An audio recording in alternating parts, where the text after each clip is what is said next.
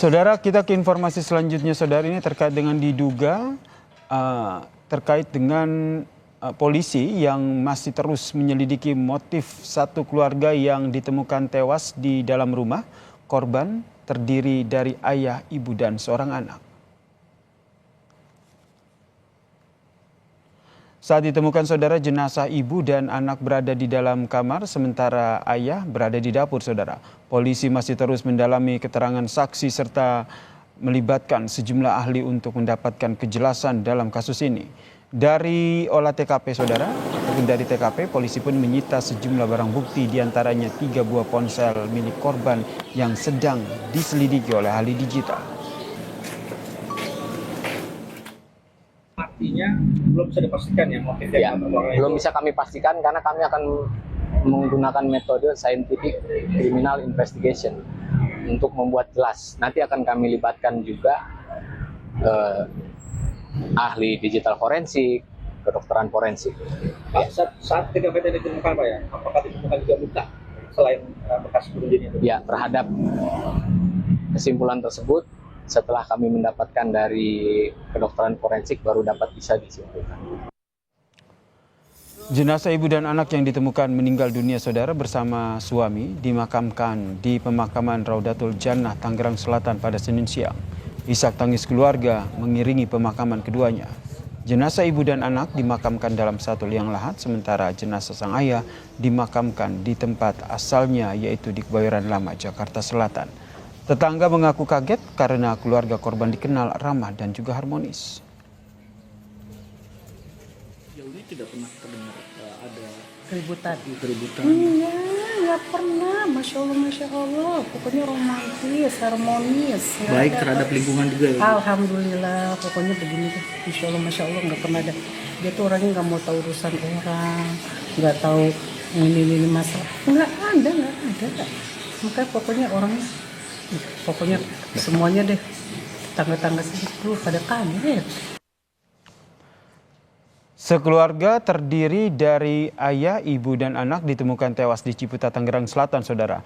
Lalu sampai mana penyelidikan polisi? Kita tanyakan kepada jurnalis Kompas TV, Suara Adzani. Selamat malam, Suara. Apakah sudah diketahui motif kematian dari satu keluarga ini?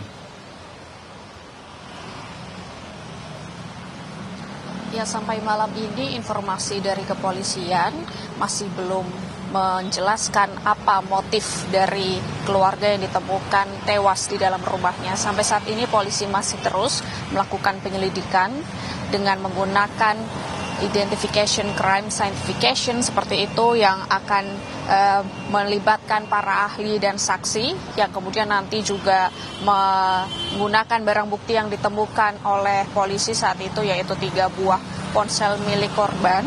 Dan kemudian nantinya setelah hasil otopsi yang sedang ditelusuri juga oleh kepolisian ini nantinya akan digunakan untuk mengungkap motif sebetulnya alasan dari keluarga yang ditemukan tewas di Ciputat, Tangerang Selatan.